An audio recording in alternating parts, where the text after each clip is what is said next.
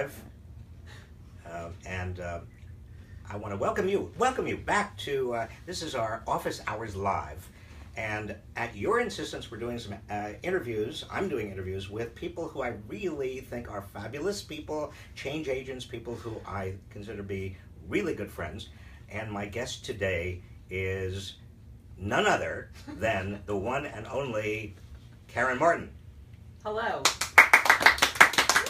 And let me tell you about Karin, because Karin, this is something you don't know. Karin is not only a specialist and expert in criminal policy, crime policy, criminal justice, inequality, and the relationships between all of these, but had the privilege of being my student, my graduate student, and one of my best ever graduate students. And teaching assistant. And teaching assistant. For many years. For many years. Yes. In fact, I resent the fact that Karin went on to actually do real work in the real world and is no longer my teaching assistant here, but that's okay. Thank you. Thank you for letting me leave well, eventually. I appreciate that. I let you leave on the promise that you'd come back and do this live office hours. Debt paid. Debt paid.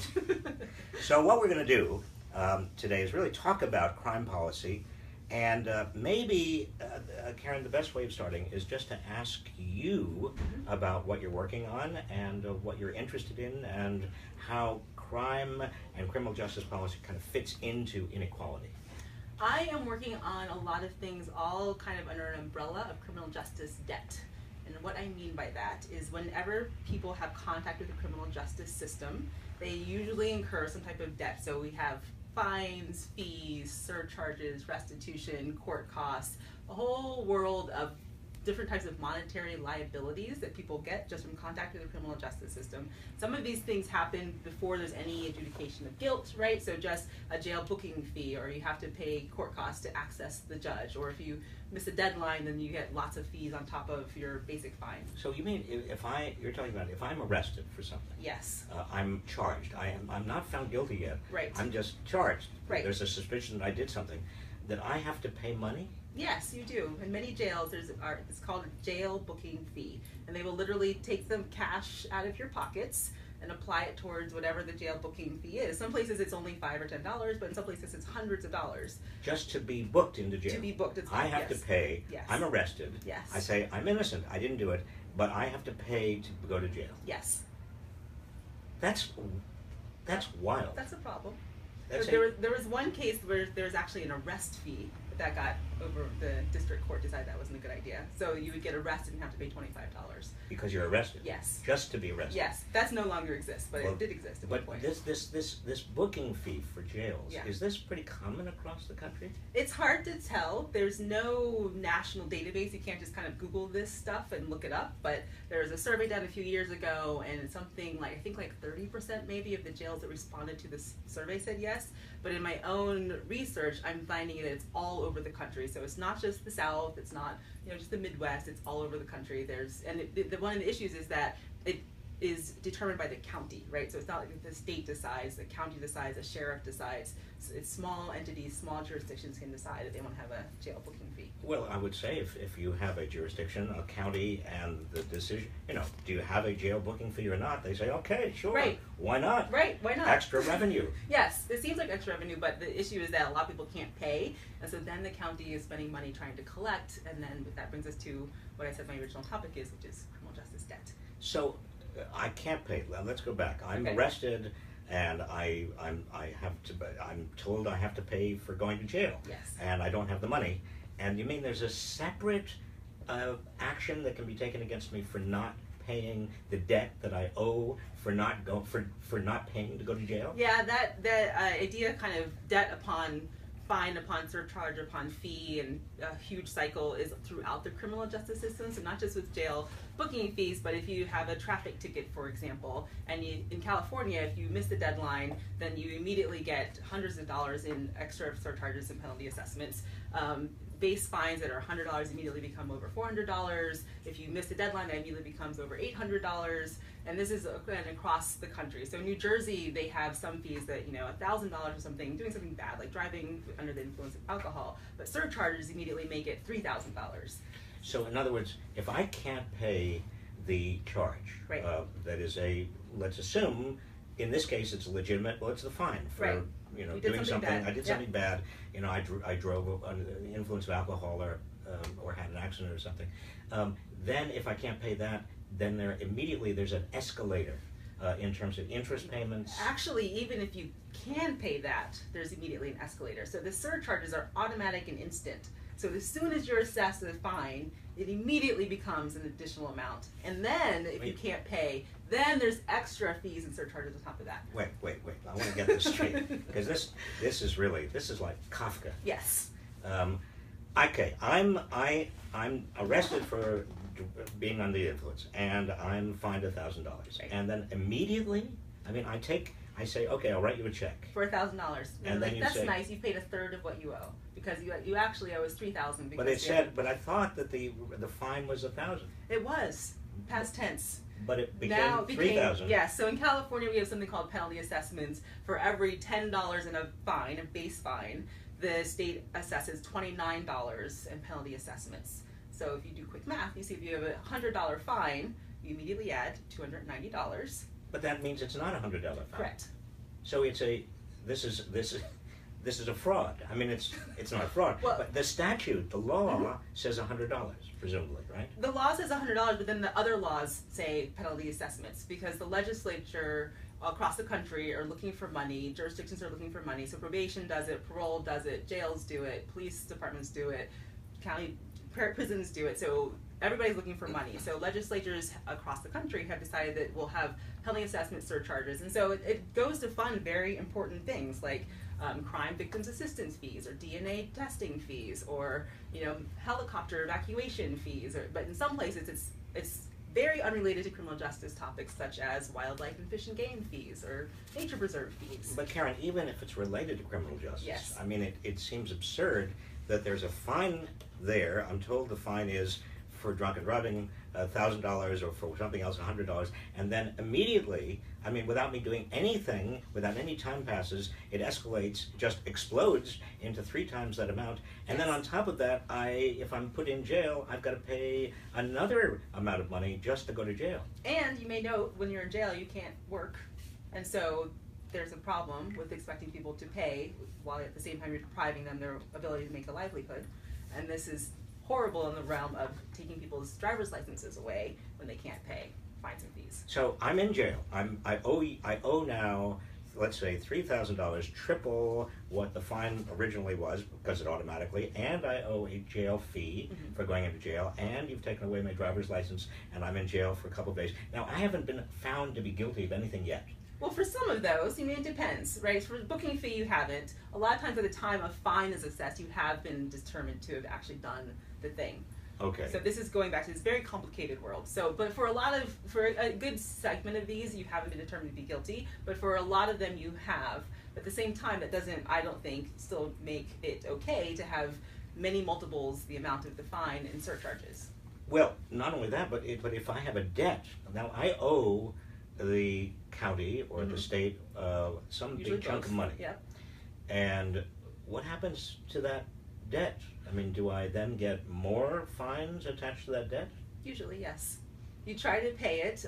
Some places allow you to have an installment plan. Some places don't. Some places put you in jail if you can't pay. A lot of places take away your driver's license if you can't pay. But I've been in jail, and they took away my driver's license, right. And I haven't. And you want me to? And I haven't been able to pay what I owe even to go to jail. Correct. And now you want me to pay more? Yes. Because I owe it. I have a debt, and I haven't paid. Yes.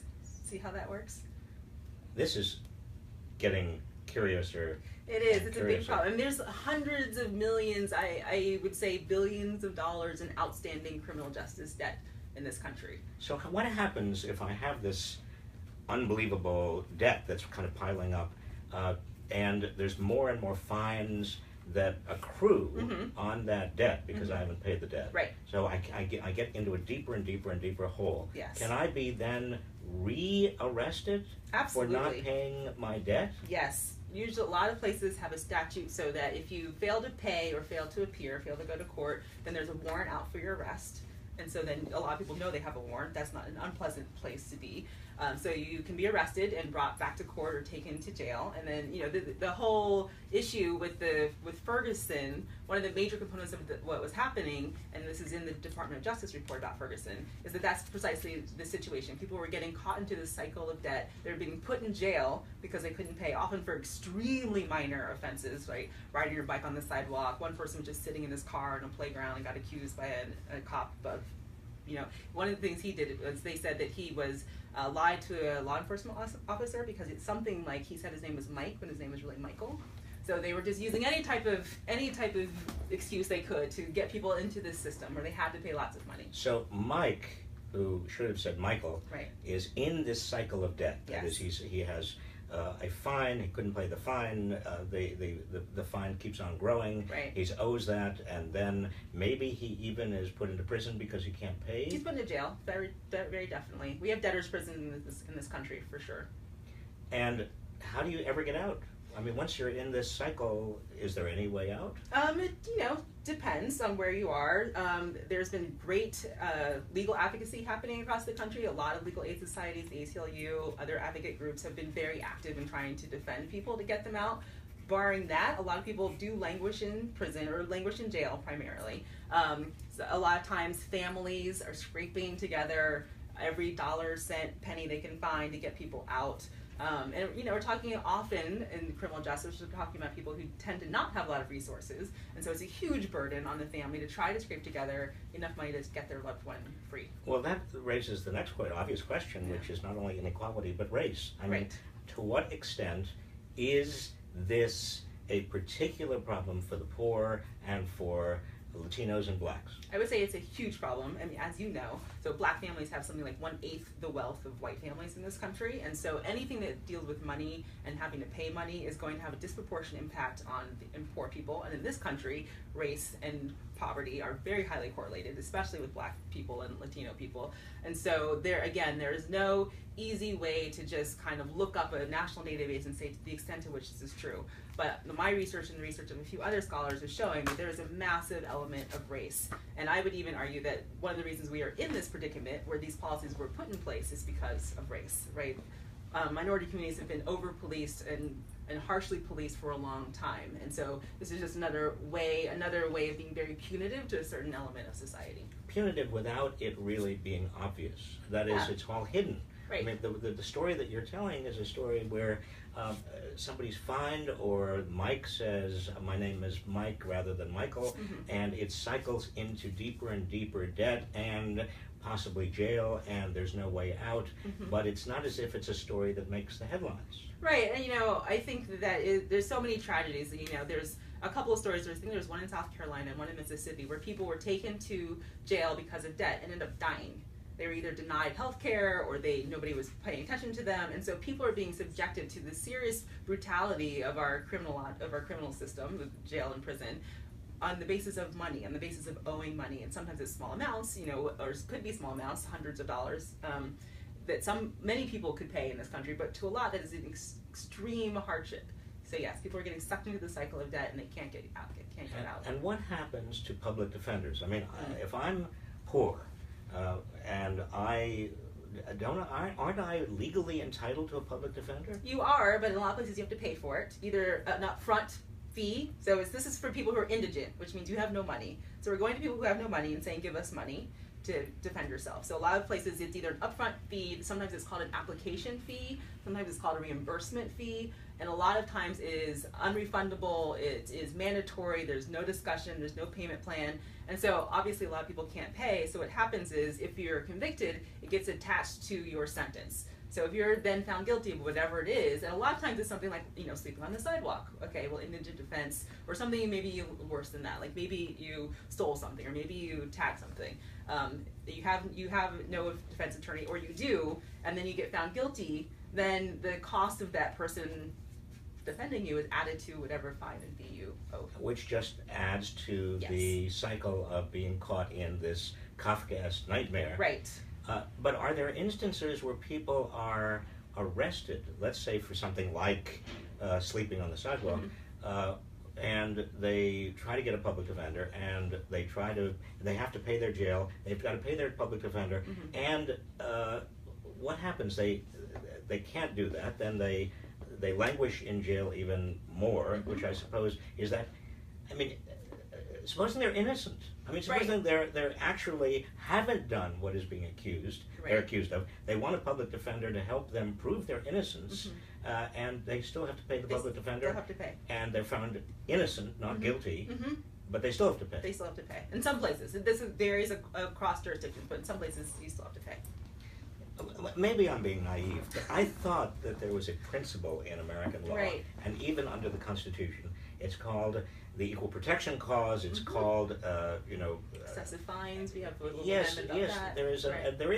There is language in the Constitution that seems to prohibit what you are talking There's about. not only language in the Constitution, there are a series of Supreme Court rulings saying that you can't, for example, keep somebody in prison or revoke their probation for willful non-payment. The problem is that we didn't define willful. And so it's up to judges to decide what it looks like when somebody's willfully not paying. So what, and these judges who are deciding that somebody is willfully not paying, well, let's say, you're saying, they say, well, if he doesn't pay, he's willfully not paying. Well, I mean, even if he's indigent, if he doesn't pay, that's purposive and that's willful, and so the Constitution doesn't apply. Well, what actually happens is judges in the courtroom will say, oh, I see you have nice tennis shoes. You could have paid. Or I see you have a tattoo. Who knows when you got the tattoo, but you had money. Or I see you have a manicure, right? Or you're wearing a nice jacket. That means that you're willfully not paying because you at some point had money. So judges, I've read a lot of opinions recently, and judges will say things like, well, the person could win the lottery someday. Or they should just be picking up cans and bottles and, not taking into account a person's lifestyle, if they have dependents, if they're taking care of, elderly family members or kids, or have a job, or have a 4-hour commute, which a lot of people do, et cetera, et cetera.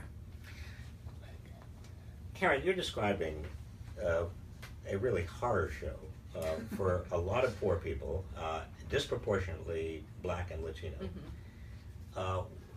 And a criminal justice system that is not only letting them down, but actually making it worse for them. Yes, sucking them into it.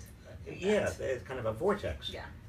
What's the answer? What do we do? I mean, if we care about justice, and let's assume, for the sake of the argument, that most people really would find this appalling if they knew what was going on, what do we do? I think it actually starts, I'm going to go real macro on you. Go macro. Decriminalize. We do not need to have all these different types of behaviors which are perhaps unsanitary or unpleasant or unseemly, rarely actually a threat to public safety. We don't need to have those be crimes or offenses, right? There are other ways to control or to influence behavior in the social sphere. Here in Berkeley, we have those little guys on Segways. They're Berkeley ambassadors, and they go around and ask and answer people's questions and tell people to stand up or to not litter, right? There's other ways that we can influence behavior, especially for things like riding your bike on the sidewalk or sitting on your stoop drinking a beer in a paper bag, which happens a lot in urban areas, right? Because people don't have a lot of indoor space, so they're outside having recreation. So we don't need to criminalize all of these things. So that would be the first macro answer, is actually to eradicate a lot of these very low-level offenses as crimes in the first place. But on that topic, there's a move to actually take things from kind of the criminal world to the civil world, but that just means we're actually making more things subject to fines. Now, when you say criminal to civil, some people are not going to know what civil means. But what you're saying is, instead of making it punitive and part of the where you can go to jail, you make it civil, that is a fine. That is, you have to pay a fine. Yes. But it still could end up in jail. Exactly, because we have this separation between civil and criminal in our country. But what happens is people start in the civil world, they can't pay the fine, and because they can't pay the fine, they end up back in the criminal world, which is the world of custodial sanctions, meaning that's the world where the state can supervise you, can keep you where they want to keep you. So it's not that really sharp a distinction as a matter of practice. Yeah. So your second point after decriminalizing was? I don't know, what's my second point? Well, I don't know. I thought you were saying something about making these things less, decriminalizing and also taking away some of the fines. Yeah, I mean, decriminalize and I think make them less severe. And, there's the way in Europe that they do it is with day fines. It's kind of one of my favorite topics to at least talk about, because in Europe, a lot of the offenses are dealt with fines. Germany is like leading the way. I think something like 80% of their offenses are dealt with fines. And a day fine essentially calculates based on the severity of the offense, like how bad the thing is that you did, and your daily income, some version of your daily income. Oh, I see. That's they literally multiply those two things together and come up with an amount of fine that that is punitive to you and takes into account how bad the thing is that you did, and then you can actually pay it. Well, that's an interesting question. Should the fine that somebody has to pay for doing something that is wrong vary with how wealthy somebody is or how much income that person has? I like that idea. Well, it makes an awful lot of sense. I think I don't think we can directly transplant it from Europe to the U.S. for a variety of reasons. But I do think it's definitely worth exploring. I think we need a floor and a ceiling, right? So I think if you're indigent, you shouldn't be asked to pay money. By definition, you don't have money, so stop that. And at the same time, I don't think that we can tolerate culturally somebody having to pay like $1 million driving ticket just because they are worth hundreds of millions of dollars. Okay, so solution number one, go through, decriminalize, yes. and also don't have fines for a lot of things that behavior can be modified simply by asking people or giving them the right incentives. Right. Number two, let's actually make the fine proportional to the offense, if something is an offense, and proportional to somebody's ability to pay. Yes, and I think third, I would like to see just across the board amnesty for outstanding debt at this point, because a lot of people are suffering with tens of thousands of dollars, hundreds of thousands of dollars of debt. Actually, a group of advocacy groups did a study recently, or a survey recently, and found that people's family have spent or owe $13,000 on average when somebody leaves prison, or for somebody who's in prison. So families have this enormous budget. And that debt is related to the criminal justice system. Absolutely. This is debt that was created by the fact that the person got involved in the criminal Yes. justice system, and it is larger than the particular fine Yes. involved. This is Right. debt that And accumulates. this is everything. And this is the thing that I think is really important to know, is that it can make sense to have a fine that is meant to punish. Totally, I think a lot of people understand that makes sense. The issue is when we get into fees, when we get into surcharges, when we get into restitution, which is a whole other bucket of worms. That's a weird metaphor, but we could talk about restitution separately. So from the perspective of the person, it's just this monolithic debt. From the perspective of the system, the court is just saying, well, you just owe us court costs. And probation is saying, well, you just owe us probation fees. And restitution is saying, well, you just owe us restitution. And the court's saying, oh, well, you just owe us a fine, right? So all these different agencies are involved, but the person is just seeing, I owe X number of dollars. And getting more and more and more and more bills deeper and deeper into Right. debt. Can you just take a moment to talk about restitution? I can. Because I mean, it's a bucket of worms. It is whatever a that bucket of means. worms. But talk about that. Well, restitution is meant to restore the victim. So you do something bad to somebody, bodily harm, property harm, you're supposed to give them money back, right? You pay them, compensate them for the harm that you caused. I think ethically and morally and intuitively it makes a lot of sense, right? You graffitied my wall, pay to have it cleaned up. You broke my window, pay me back for the window. You punched me in the face, pay me for medical bills. Restitution, I think that makes sense, right? Just the idea. The issue is that a lot of times restitution is paid to a state fund, right? And so a person who may have a victimless crime, such as, I don't know, whatever a person's definition of victimless crime is, they still have to pay restitution to this general fund that manages it, and often can then compensate other victims. But it kind of raises this question about the point of restitution, right? Is it to restore a victim, or is it just kind of to pay to restore victims that you had nothing to do with? Well, supposing again a criminalist, I mean a crime that is, I'm smoking marijuana. Right. All right, and there are states that don't like that, there are Yes. jurisdictions that don't like that, and that's a crime. Yes. And I have to pay restitution, but there's nobody who's particularly hurt Right. by that. Right.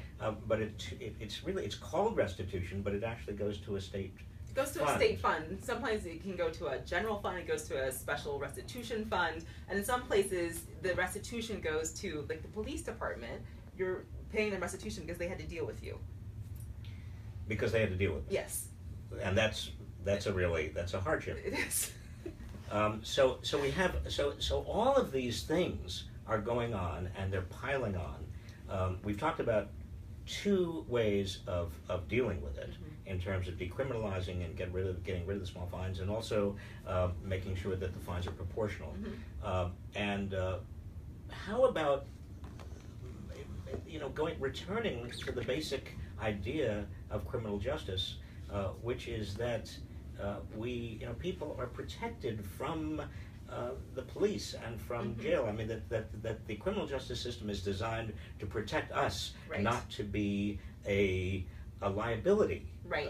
to us. And this is something that I'm, working on in my own work right now, is thinking about how we've shifted from punishments to being to something to kind of restore some flaw, fix some flaw in the so-called offender. That somebody has done something bad, then the purpose is to punish them or incapacitate them or just do something to them. What we've done is actually crossed over some line where the point is to benefit, for the state to benefit, right? Like, it's not to do something to you, it's to get something for us. Yeah, and I think that's a real philosophical shift that we've made. Yeah, and it becomes, these people who are arrested, sometimes for very minor charges, become profit centers. Yes. They become ways of generating revenue for the municipality or for the Absolutely. county or for the state. Yes. And how do we get rid of that? I mean, we just say the states pass laws that they will not any longer be profit centers. Or Some states are chipping away at this and saying, it's interesting because some states mandate that all of these things go to the general fund.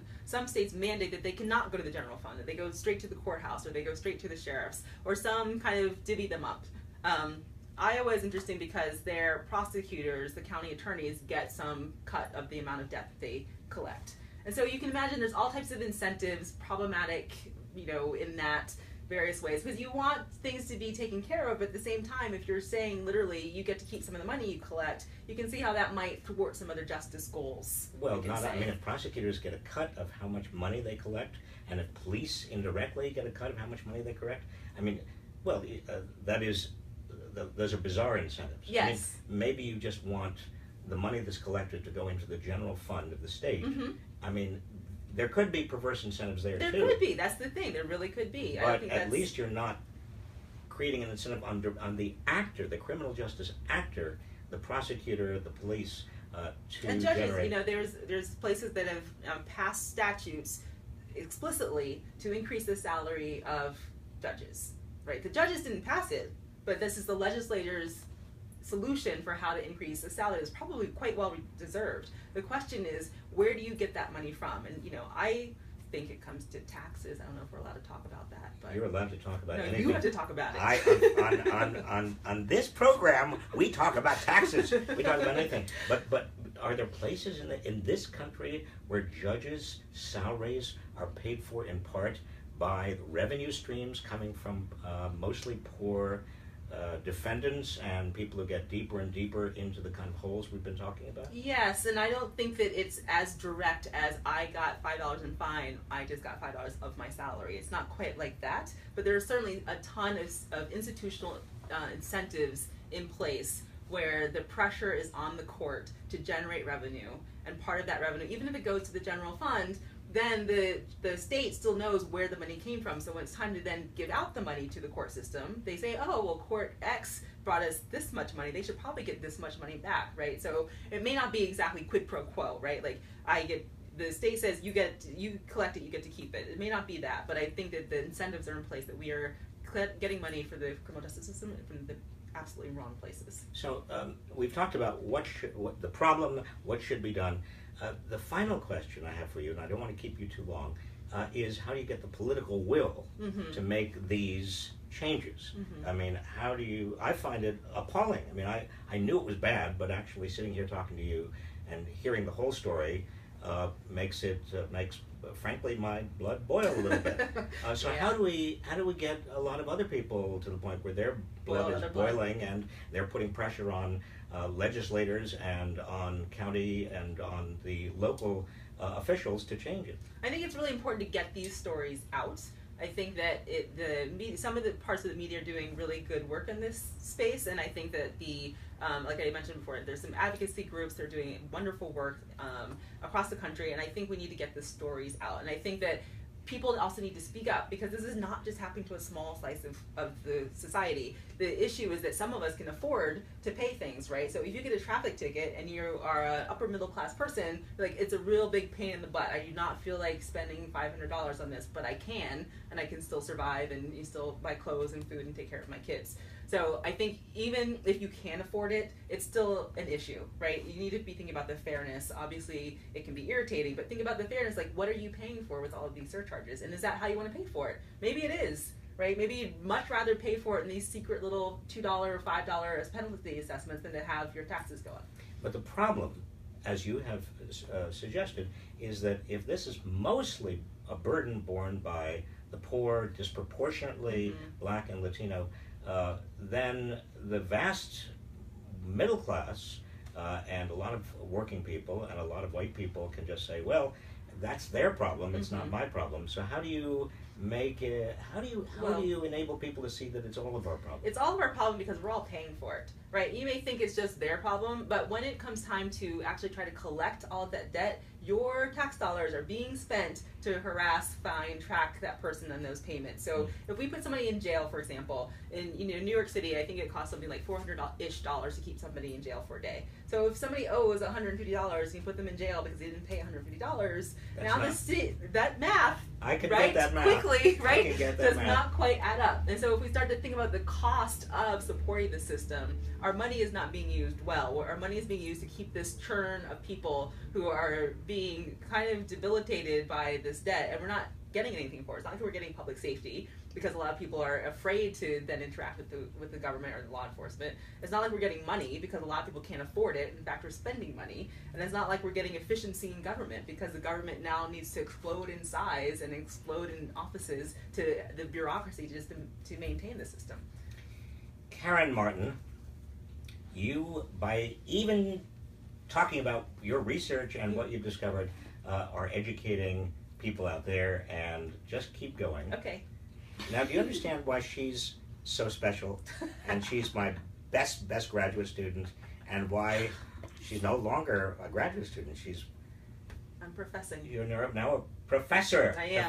Professing. Thank you, Karin. Thank you for having me. It was a pleasure.